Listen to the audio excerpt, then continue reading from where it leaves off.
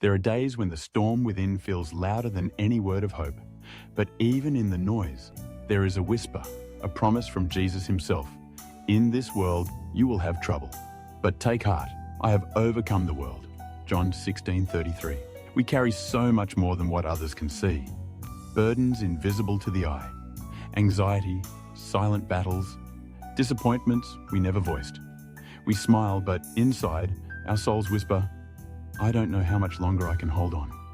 There are nights when the silence screams louder than a crowd.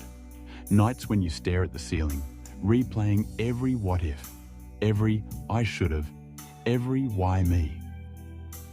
And mornings when you rise, not because you're rested, but because life doesn't pause for the weary. You are not alone in that feeling.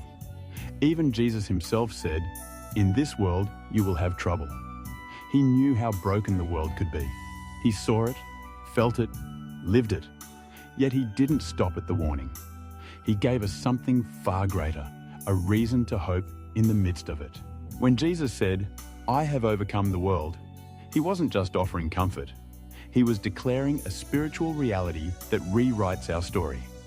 Every tear you've cried, every fear that gripped your chest in the dark, every door that slammed in your face. He saw it all before it happened, and still, he said, take heart. Because he already went ahead of you. He walked the road of betrayal. He felt the sting of injustice. He bore the weight of sin and sorrow, not just for the world, but for you. And when he rose again, he wasn't just rising to life. He was lifting you out of defeat, claiming victory over every pain you've yet to face. His victory wasn't abstract, it's personal. And now, it's yours to walk in. There is a kind of peace that defies logic. It doesn't come when all the bills are paid, or when the diagnosis is clear, or when relationships are perfect. It comes when you're still in the middle of the storm, and somehow, your heart is quiet. Still. It comes when the world says, you should be falling apart, but your spirit is anchored, not because you're strong, but because he's holding you. That's the peace Jesus gives. Not temporary relief, but eternal assurance. It's the kind of peace that shows up in hospital waiting rooms, in unemployment lines, in silent prayers whispered at 2 a.m. This peace doesn't shout. It whispers, you are not forsaken. You are not alone. Fear is real. Let's not pretend it isn't. Fear of failure, fear of rejection, fear of the unknown. Sometimes it creeps in quietly. Other times, it floods your mind like a wave, knocking the breath out of your chest.